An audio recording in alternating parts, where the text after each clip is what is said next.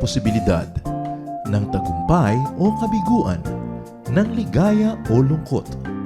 Kaya marapat lamang na tanggapin si Jesus bilang tagapagligtas at Panginoon. At matapos yun ay panariwain ang katapatan at paglapit sa Kanya bawat araw o day by day. Ang day by day ay naglalayong umalalay sa pang-araw-araw na pamumuhay. Narito po si Kuya Ed Lapis sa mensaheng pinamagatang Pasko Naman.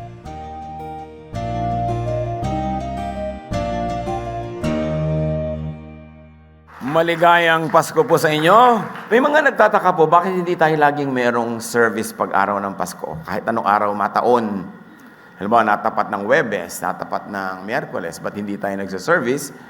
Mangyari, ang Pasko po, ang kahulugan niya ay napakarami. At isa dyan yung love of God for families. And we don't want our services to be divisive issues among families. Hindi naman yung 100% member ng buong clan, member ng church natin eh. Not everybody in the family attends the same church. Kumisan, iba-iba pa nga relihiyon nila. Kaya ayaw natin na kung meron tayong pagdiriwang, yung mga members natin ay maobligang umattend. Dahil para magigilty sila pag hindi sila attend. Tapos in the middle of their Noche Buena or their morning, Christmas morning, aalis sila, iiwan nila yung families nila. Tuloy, nagdaramdam sa atin yung mga families nila na iniiwan nila just to be with us for a religious service. Dahil naniniwala naman tayo, ang dami-dami namang araw para tayo talaga mag-worship, mag-aral, at magturuan sa isa't isa. That's why we give way to the family. Nagbibigay daan tayo sa mga events na very important to the family. Ganon din yung mga Holy Week events. Hindi tayo gumagawa ng mga services dahil ang mga tao umuwi sa mga pamilya nila sa probinsya, ayaw nating hati ang loob nila.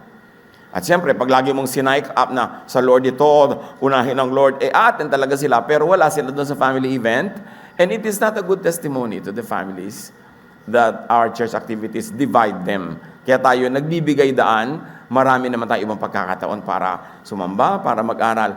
Paulit-ulit, kuminsan yung kwento ng Belen, paulit-ulit yung kwento kung paano sinilang si Jesus. Sa uladong na natin yan.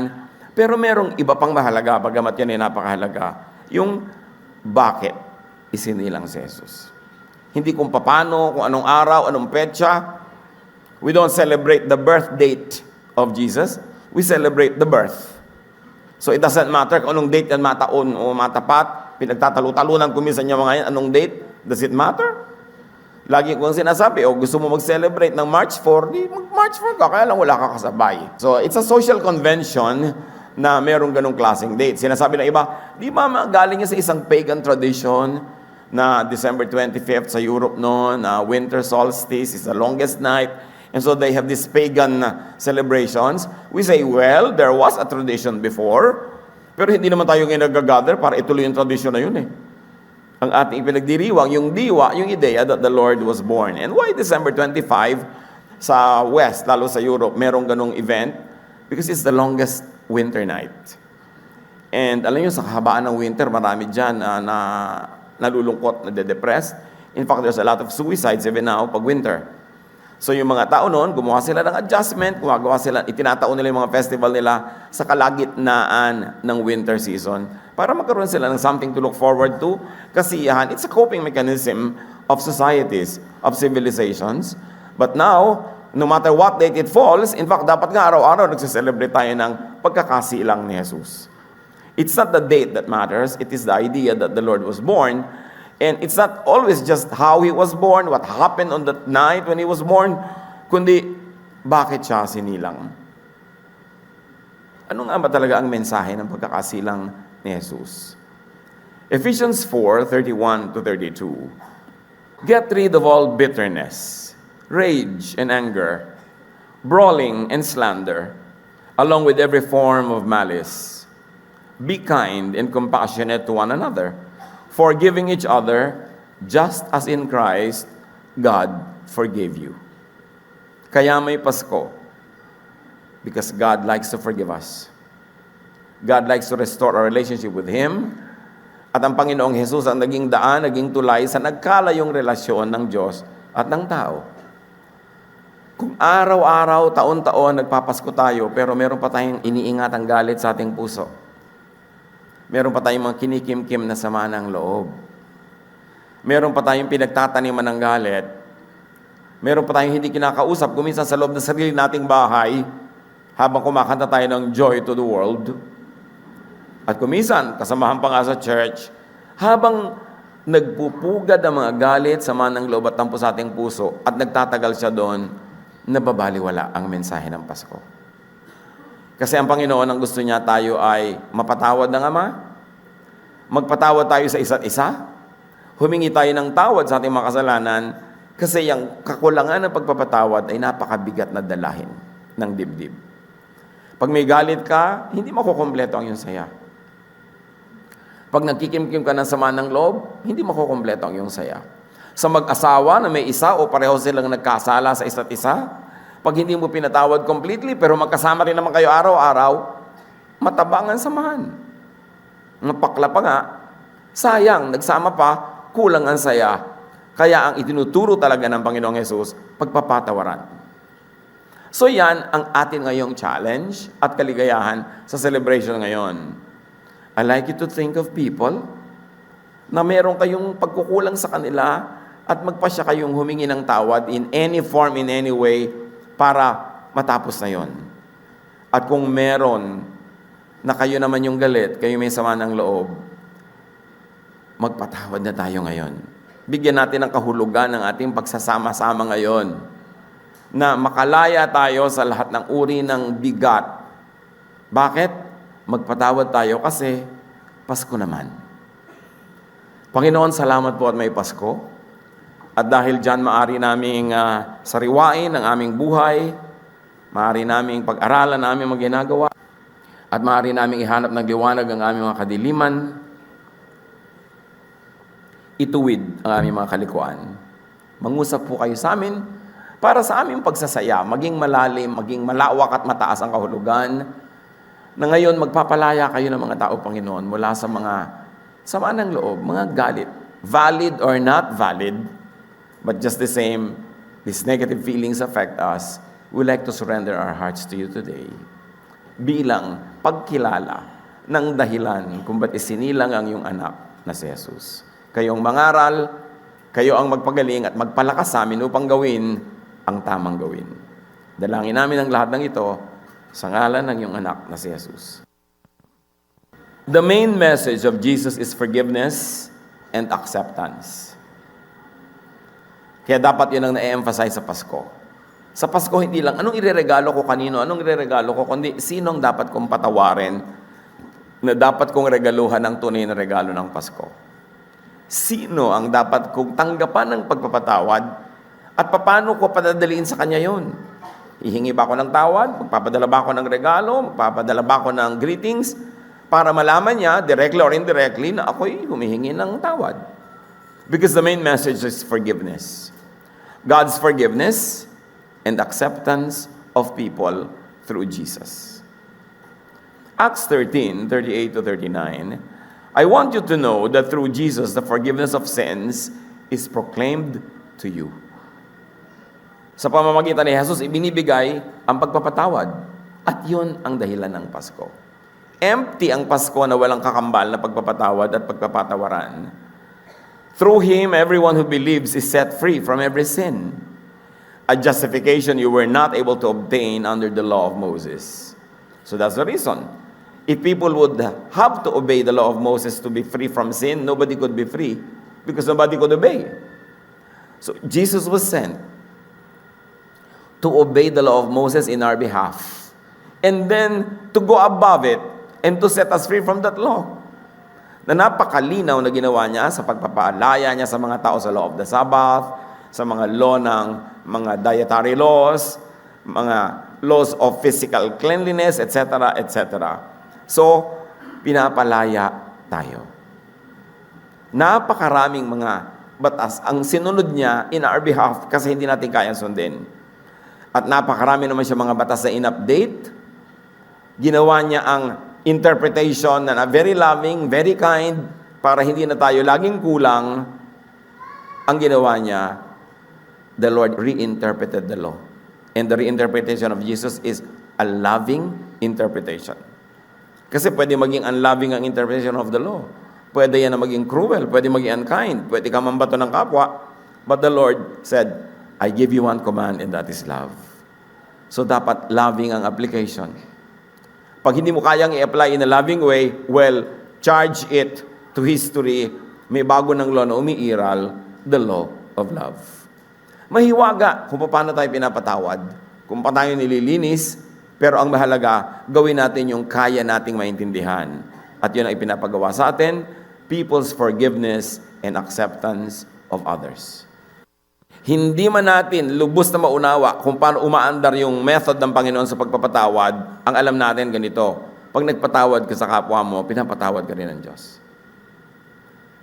At pag hindi ka nagpapatawad, nagiging hadlang yon para ikaw din ay mapatawad ng lubos. Mark 11:25, and when you stand praying, if you hold anything against anyone, forgive them, so that your Father in heaven may forgive your sins. Pag doon nananalangin ka at alam mong meron ka pang kinikimkim na galit, kahinin man, patawarin mo na para patawarin ka rin ng Diyos.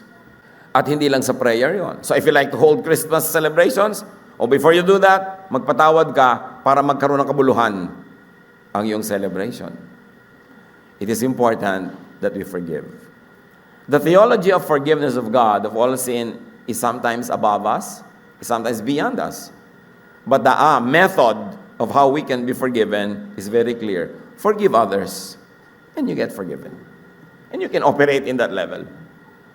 Hindi na kailangan maging very profound yung understanding ng mga ideya. I-apply mo na lang on the ground. Be forgiving, and you get forgiven. Jesus likes us to get forgiven by others. Kaya itinuturo niya sa atin, humingi ka ng tawad, pay, restitute, be reconciled with one another.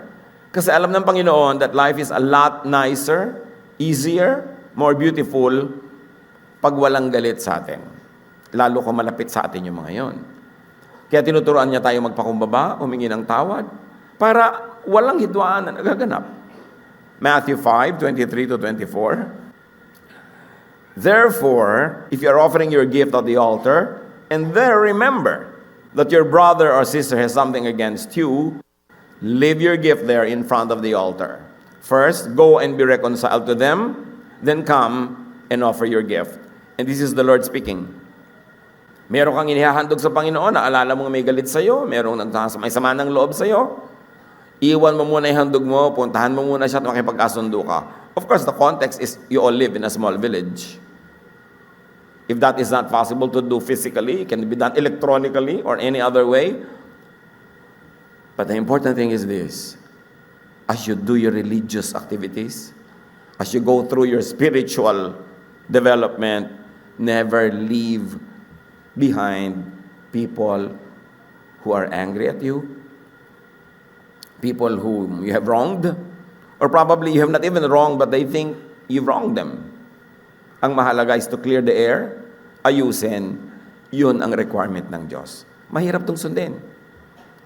May mga religious leaders, teachers, kainam-inam magturo, very faithful sa ministry, mga musician, pero may mga kasamaan ng loob. Kaya naman, hindi natin nagalubos na nararanasan yung kumpletong pagpapala ng Diyos. Sundin na lang natin. Kung kahit na tayo nabe-bless, kaya meron tayong mga kagalit, nagagalit tayo, hindi tayo nagpapatawad, pero hindi natin alam what we're missing by not obeying God completely. Pinuturoan niya tayong humingi ng tawad at magpatawad, hindi para tayo kawawain. Alam niyang that is the best way to live. Lalo't kamag-anak mo, kasambahay mo, kasama mo sa bahay, kapamilya, katrabaho. Because whenever there is anger and there's lack of forgiveness, the air is poisoned. The water is poisoned. There's poison in your lives. Kaya ngayon pa lang, nais ko isipin, sino ba ang mga malapit sa buhay nyo na merong kung nangyari noon, totoo man o hindi, exaggerated man o hindi ang dumating sa inyo, pero nagalit kayo. Hanggang kailan nyo dadalhin yung galit na yan? Ilang Pasko na dadalhin nyo pa yan? Kumisa naman, kung naghihingalo na, nagpapatawaran din. Kung kailan may mga tubo-tubo na sa leg, hindi na makapagsalita. Patawarin nyo na lang, agahan nyo na. Kasi sayang yung miles. Sayang yung buhay. Pupunta kayo sa mga reunion, hindi kayo nagpapansinan. Pupunta kayo sa mga okasyon. Mahirap yung nakakapanigas ng leeg nang nagpapanggap kandi mo siya nakikita. So, padaliin ang buhay. Forgive others.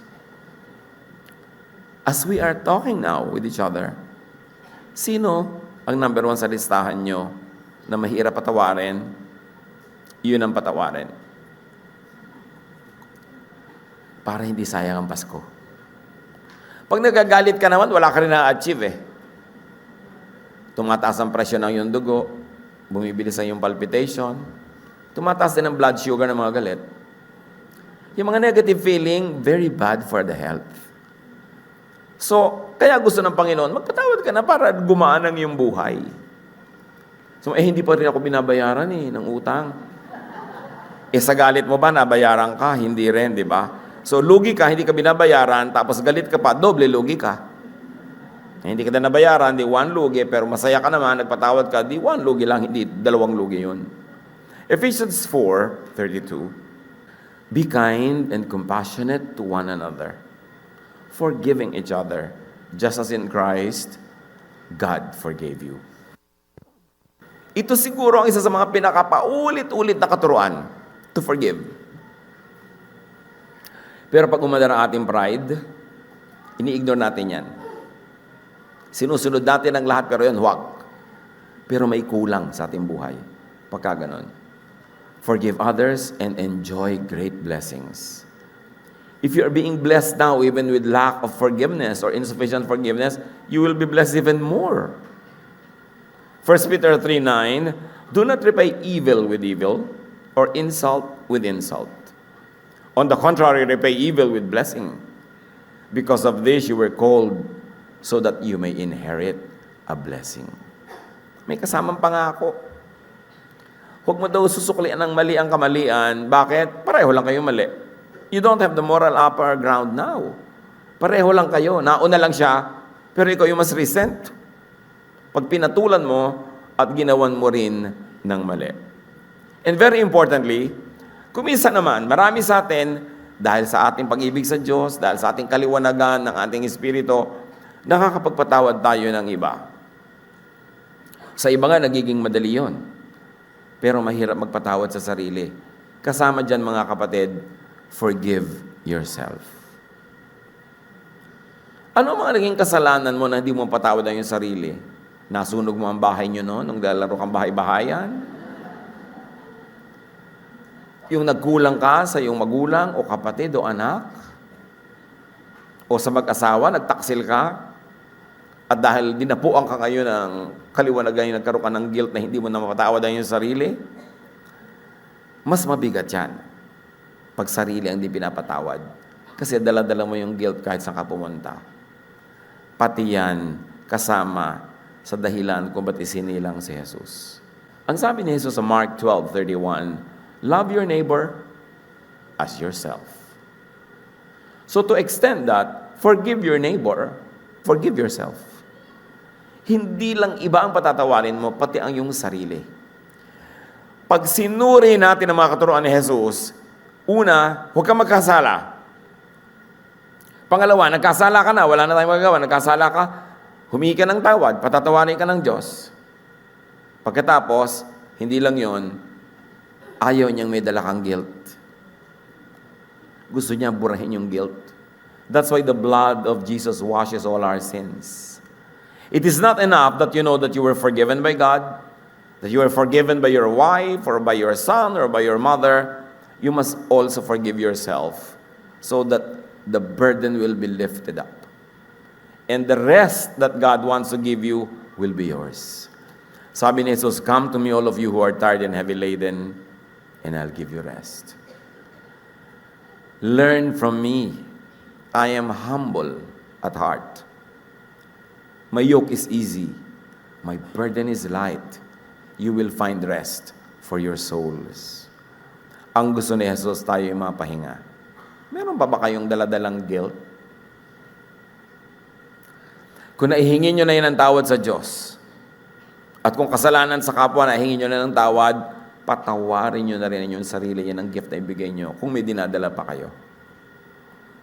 Mahirap mabuhay sa guilt. Alam nyo ng Diyos. Kaya ang dami-dami niyang laws na pinalitan ng love, kasi hindi mo rin man masunod, maging loving ka na lang, because love covers a multitude of sins. That's why the scriptures say, pag loving ka, ang dami mo kasalanan na nabubura.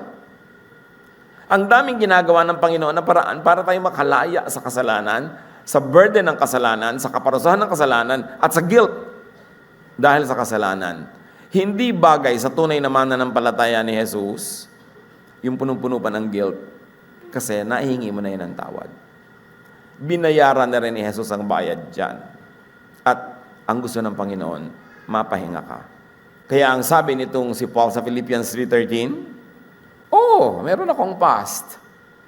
One thing I do, forgetting what is behind and straining toward what is ahead. Sabi ni Pablo, yung nakaraan na, nililimot ko na yun. Ang aking mga karumihan, ang aking mga pagkakasala, ang aking mga kakulangan. Ang ngayong tinututukan ko na lang, yung darating pa. Marami pa akong misyon.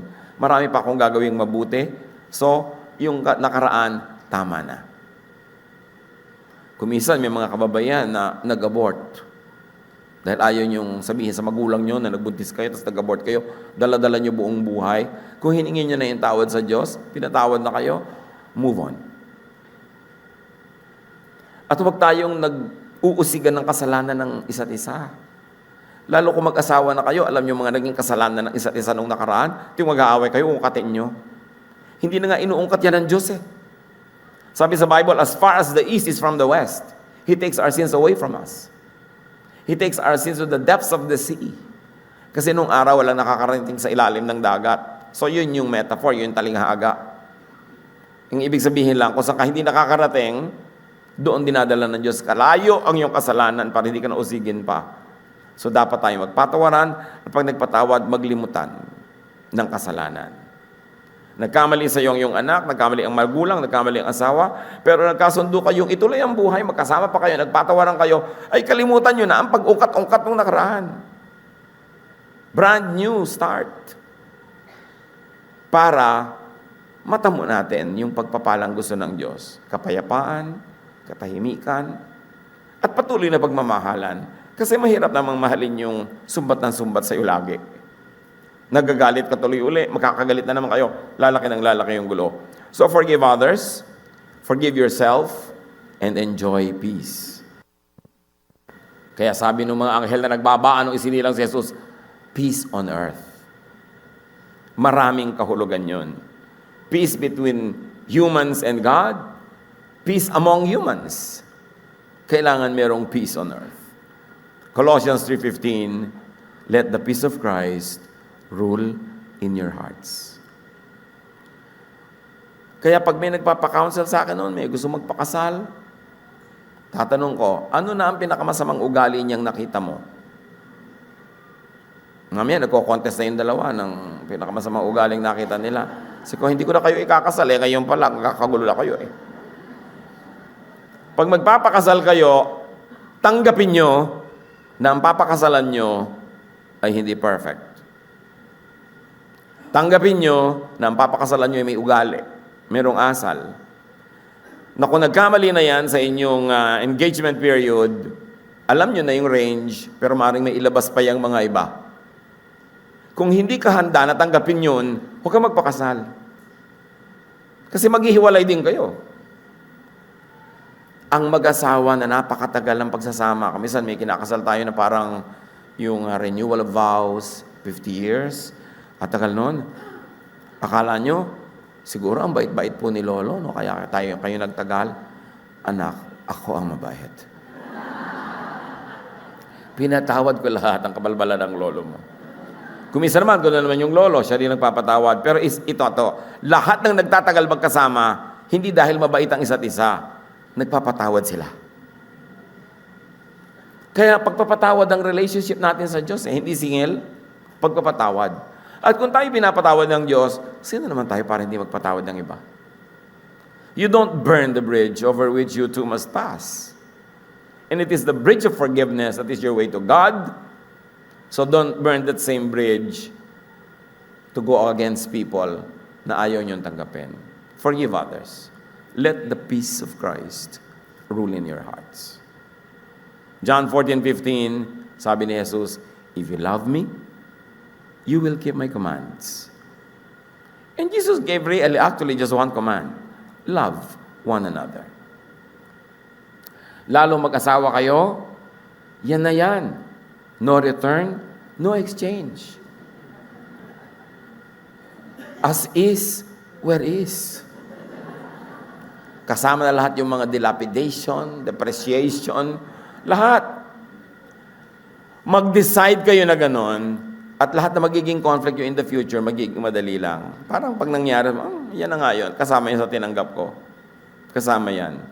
Pag ganon ang policy, sasaya kayo. Huwag niyong ilagay ang kaligayahan ninyo, mag-asawa, magkapatid, magmagulang, anak, mga magkakasama sa trabaho. Huwag niyong ilagay ang kaligayahan niyo sa perfection ng kapwa. Ilagay niyo sa inyong willingness to forgive. Then walang makakaagaw ng kaligayahan niyo kasi kayo ang may hawak na kapangyarihan to forgive. Pero kung ang kaligayahan niyo ay nasa performance niya, hindi niyo hawak yun, siya ang may performance noon, you are not in control. But if your happiness will be in your willingness to forgive, it is in your hands, you can always dispense it. Then you will be in control of your situation. Make this Christmas extra special. Huwag na natin pag-usapan yung mga, kung ilan yung mga kambing doon sa Belen, mga tala. Alam na natin lahat yan eh. Ang gusto ko bigyan ng diin, bakit isinilang? Para tayo patawarin ng Diyos at para magpatawaran tayo sa isa't isa. So get forgiven. Kung alam nyo na merong may sama sa inyo ng loob, merong galit, gumawa kayo ng paraan to appease that anger. Kung may utang kayo, bayaran nyo. Kung wala pa kayo ibayad, at least i-acknowledge yung, hindi ko pa naman nililimutan yung utang ko, meron. Pero hindi pa lang kita mabayaran ngayon. Kasi napakalaking nervyos nung nagpautang nung dinadaan-daan na akala mo nakalibutan niya. Ikaw pa ngayon nahihiya magpaalala. So kung meron kayong ganon, sabihin nyo, hindi ko nalilimutan ang utang ko sa'yo. Huwag kang mag-alala, pag nakaya ko, pabayaran kita. Yun lang malaking luwag sa dibdib na ina-acknowledge. Kung meron nagsama ng loob sa inyo, nagawan nyo man o hindi ng mali, go to them and tell them kung ano man ang nagawa ko o hindi ko nagawa. Patawarin mo ako. Huwag na kayong magtalo. Ikaw kasi, may ganun, hihingi ng tawad, tapos ikaw kasi, mamaya nag-aaway na naman. Pag humingi kayo ng tawad, sige na, akuin nyo na. Tulad ni Jesus, may kasalanan ba siya? Nung pinako siya sa krus? Wala. Inako. Para matapos na usapan. So akuin nyo na lang. Kung yun ang tatapos sa usapan, kaysa patuloy kayong magsisihan, mag-contest kung sino ang mali. Lalo sa mag-asawa, pag may mali siyang ginawa, tapos hindi ka gumawa ng tama, mali na rin yung ginawa mo. Pareho na lang kayo mali. Nauna lang nga siya. Gaano kahaba pang nalalabing buhay sa atin dito sa lupa? One day? Huwag naman. No? Masyado maiksi. But who knows? Dapat, bago tayo matulog, magkasundo ang mga dapat magkasundo. Aalis kayo ng bahay, huwag kayong aalis ng bahay nakagalit yung asawa nyo o magulang nyo o kapatid nyo. Hindi nyo alam kung pareho pa kayo makakawin buhay mamayang gabi. Bakit? Totoo naman Yung maghihiwalay kayo may samaan ng loob. Kung may nangyari sa kanya, guilty ka ngayon.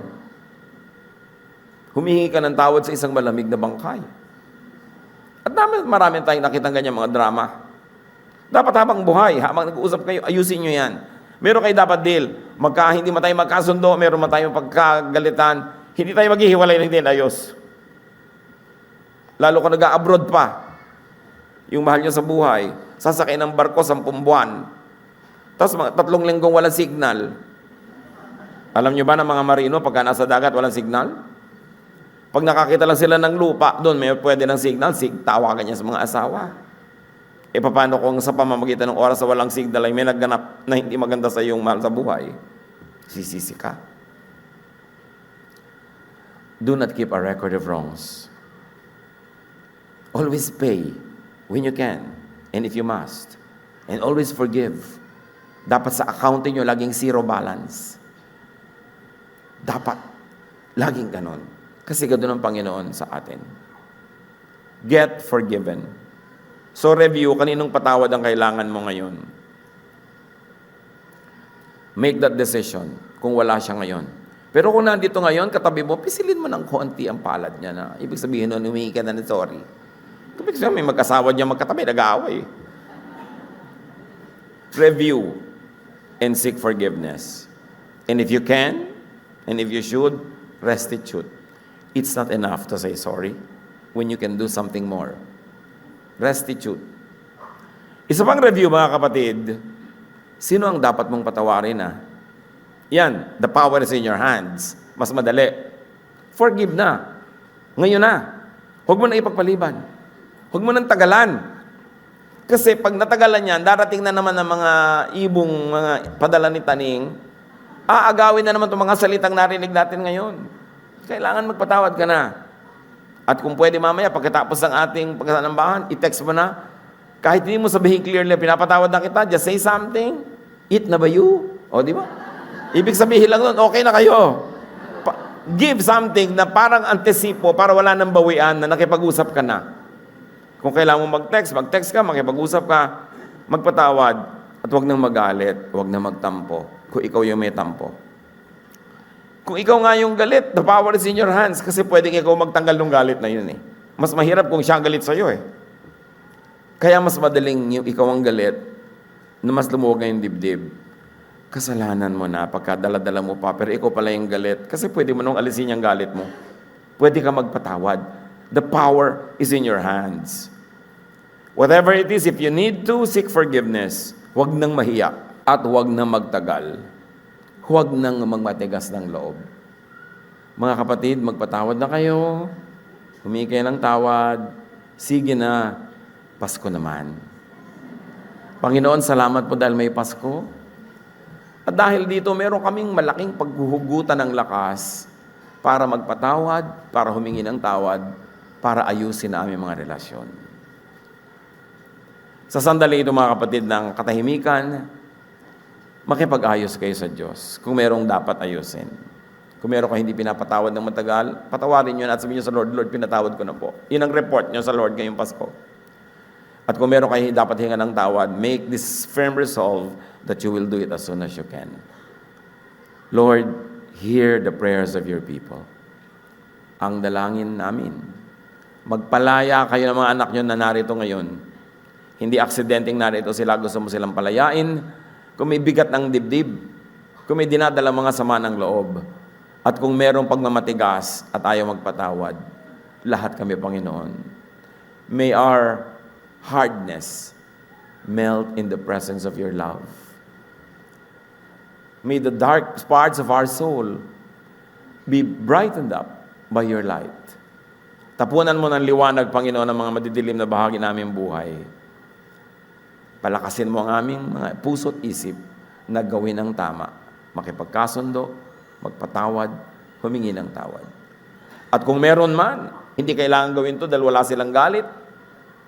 At kung meron man na walang nagagalit sa kanila at hindi nila kailangan humingi ng tawad, salamat sa napakagandang buhay na naipamuhay nila sa nakaraan. Subalit sa karamihan, Panginoon, kailangan namin na yung lakas para masunod ang lahat ng ito at maging totoo sa aming buhay ang diwa ng Pasko. Magbulay-bulay, think of people that you have to forgive and forgive them now.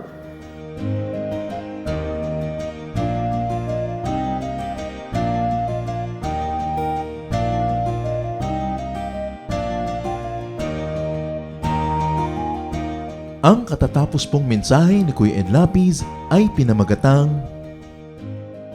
Pasko naman.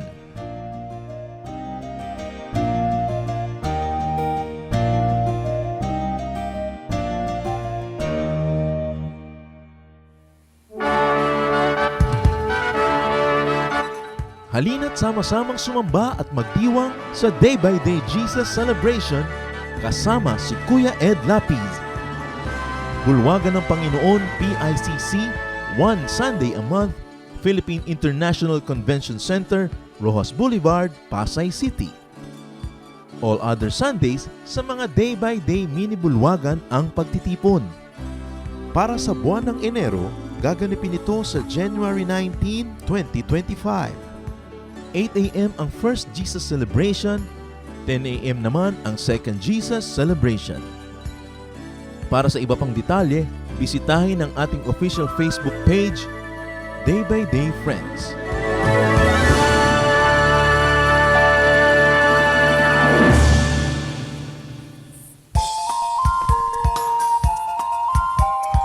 Mapagpalang araw sa lahat.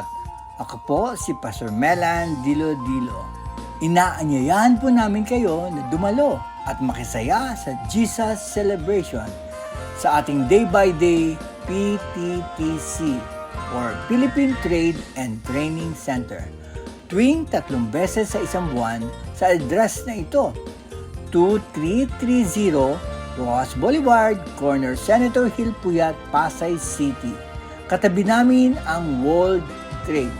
Para po sa detalye ng schedules at location, narito po ang ating contact details. 0917-847-8405 o sa ating Facebook, Day by Day Jesus Ministries PTTC. Halina, ipagdiwang ang Panginoong Hesus!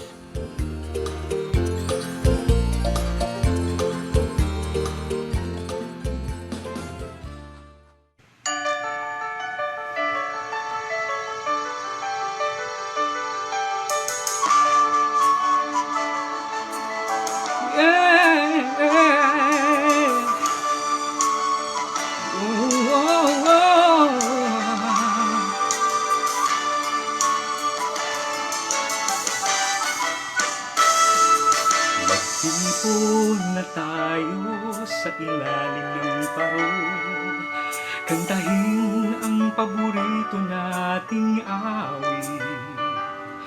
Papurihan natin ang minamahal nating sanggol, dakilang handog mula sa langit. Magsama-sama tayo, magulang at kapatid, simulan na natin ng sayang tila walang patid. Mag-alay ng regalo sa isa't isa, magalak at magdiwang dahil ngayon ay Pasko na. Pasko na, Pasko na, di matapos-tapos ang ating ligaya. Pasko na, Pasko na, di maubos-ubos ang ating saya. Magdiwang tayo't magsaya, Pasko na.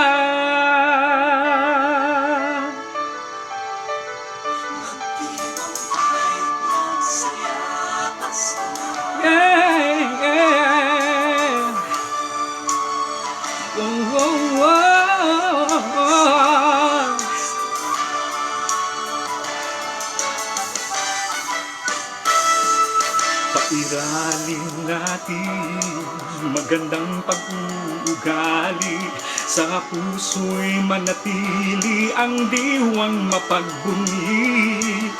Igalang ang nakatatanda, magmahalan sa kwina, magalak at matuwa dahil ngayon ay Pasko na. Pasko na, Pasko na, di matapos-tapos ang ating ligaya. Pasko na, Pasko na, di maubos-ubos ang ating saya. Magdiwang tayo't magsaya, Pasko na, Pasko na, di matapos-tapos ang ating ligaya. Pasko na, Pasko na, di maubos ubos-ubos ang ating saya. Magdiwang tayo't magsaya.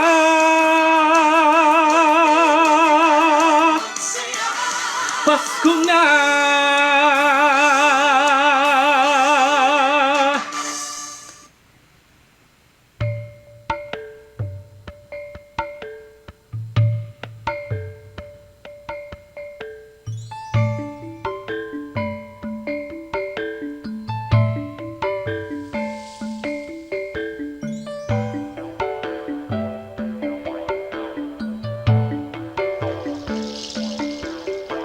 Sa aking paglalakbay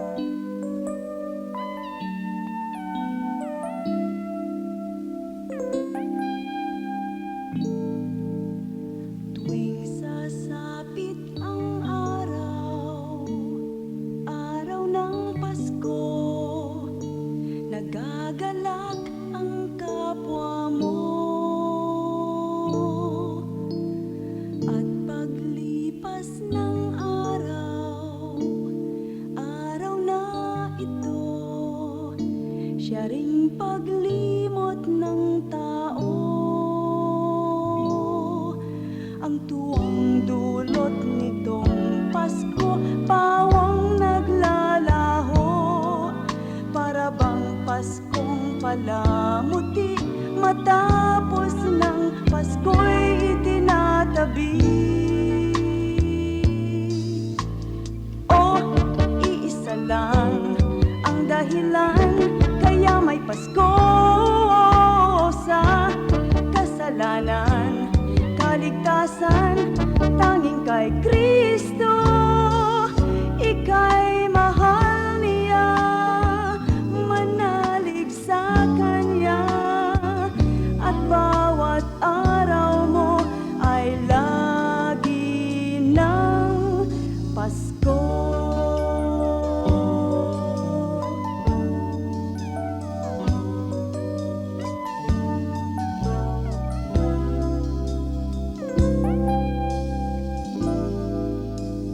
Kung kaya't ngayong araw, araw ng Pasko, ituring ang isang bagay.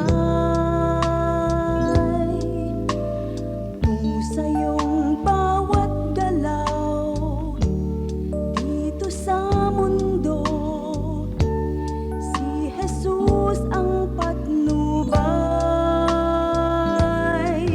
Kailangan lang na tanggapin mo ang kanyang aginaldo na pag-ibig at isang buhay na sakdal ganap at walang hanggang tunay.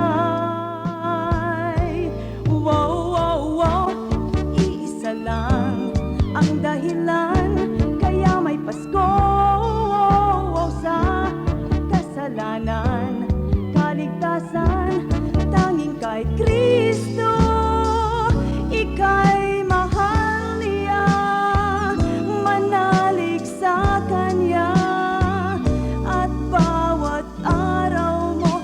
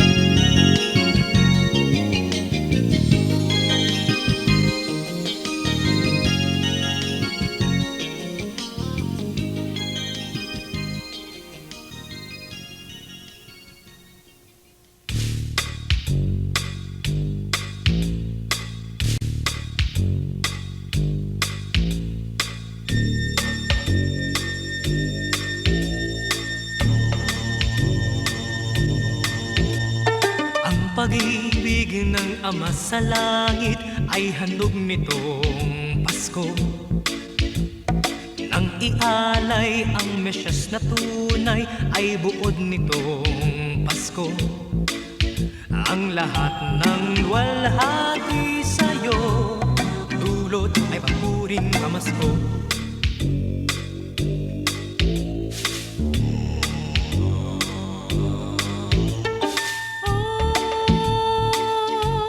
Purihin ka, Jesus.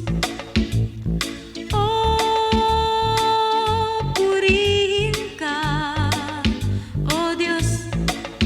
Ang lahat ng walhati sa'yo, dulot ay papuring pamasko.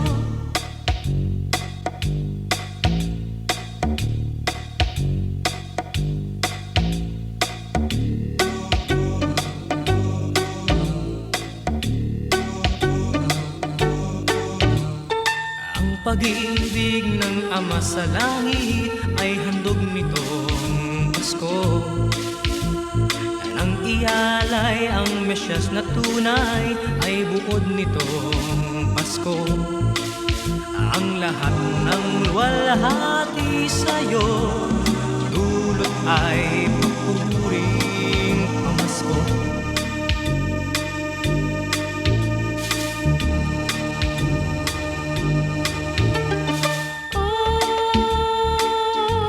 Purihin ka, Jesus.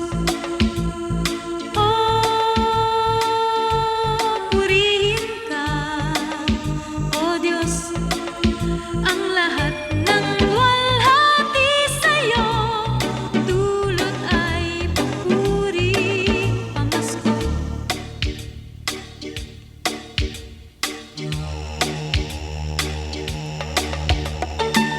Pag-ibig ng Ama sa langit Purihin ay ka, handog nitong Pasko. Jesus. Nang ialay ang mesyas na tunay Purihin ay ka, buod nitong O Pasko. Diyos. Ang lahat ng walhati sa'yo, dulot ay papuri pamasko. Ang lahat ng walhati sa'yo, dulot ay papuri pamasko. Papuri pamasko, pamasko. Pamasko, Papuri pamasko, pamasko. pamasko. Papuri pamasko, pamasko. Papuri pamasko.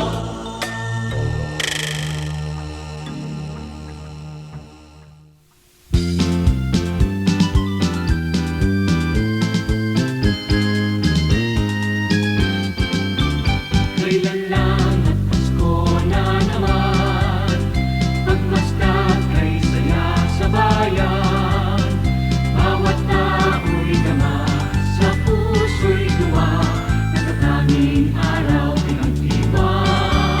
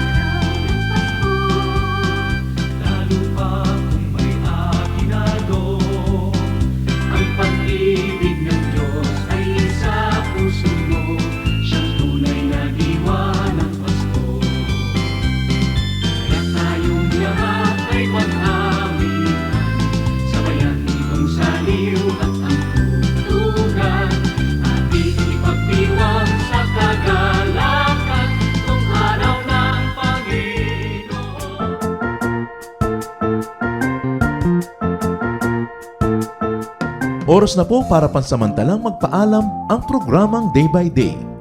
Tayo po'y magsama-sama tuwing ika-6 hanggang ika-7 ng umaga, araw-araw.